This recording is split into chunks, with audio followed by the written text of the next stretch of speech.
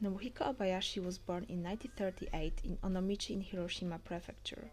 His film fascination started at the bare age of 6 when he made his first hand-drawn animated short called Popeye's Treasure Island. However, he fully devoted himself to film career while studying liberal arts at Seijo University in the late 50s, where along with other Japanese filmmakers such as Shuji Terayama, he focused on creating first Japanese experimental cinema. What one can notice in his films are not only avant-garde techniques and commercial-like elements, but also a frequently appearing theme of the atomic bomb, as this tragedy left a big trauma on him when he was just a child. It's worth mentioning the Obayashi's style, which is often considered overwhelming and too eccentric for a typical mainstream viewer. It is good to know that every shot and imperfection was always more or less intended. He had never limited himself, knowing that in cinema there are no limits and no lines one cannot cross. With every of his films, he reached further and further, breaking the rules, not only to shock the audience, but also to send a message. And the message he so frequently touched in his films is the importance of peace, love, and the international anti-war movement. みんなが爆弾なんか作らないで、綺麗な花火ばかり作っていたら、きっと戦争なんか起きなかったんだな。Hausu from 1977 is not only his directional feature debut and his most popular film, but is also considered a cult classic.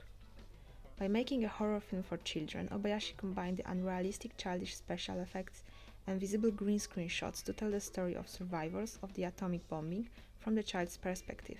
The flying dismembered body parts were supposed to symbolize the effect the atomic explosion had on the people. At the same time, film presented the negative results of the tragedy, in which the young and innocent people suffered the most, not only during the war, but also after, when, just like Obayashi, they need to face the guilt of being the sole survivors while their friends had died. Obayashi had never made a real war film, yet in many of his works it's the war that play an important part of the plot, often as the background in the children's and young adult stories, often as an insignificant play that children look at and unwillingly participate in, because as he once said, kids' war game is like grown-ups' war. Moreover, with his films he not only showed the drawbacks of the wars, but also the consequences of them, stating that war doesn't end with peace pacts, but it sticks to generations, traumatizing them and leaving the stigmas.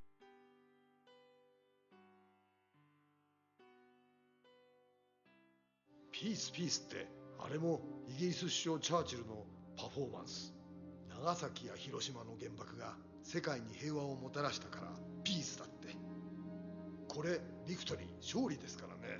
勝利が平和じゃ戦争は終わるわけない。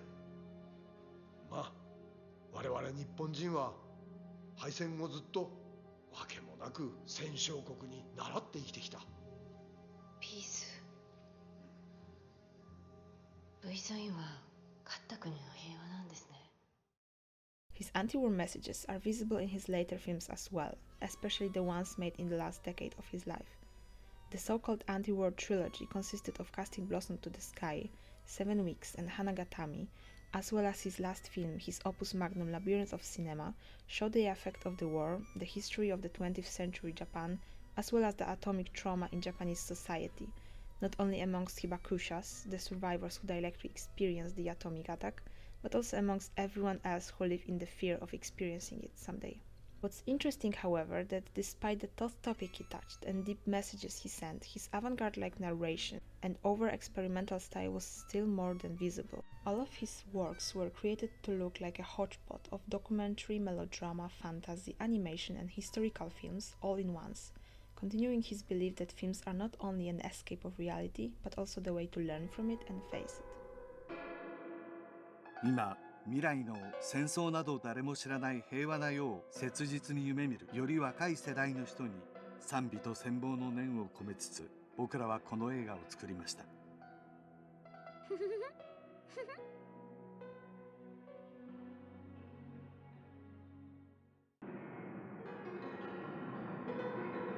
今世界の平和を生み出すために手にてなすべきことは誰にでもある。マリオさん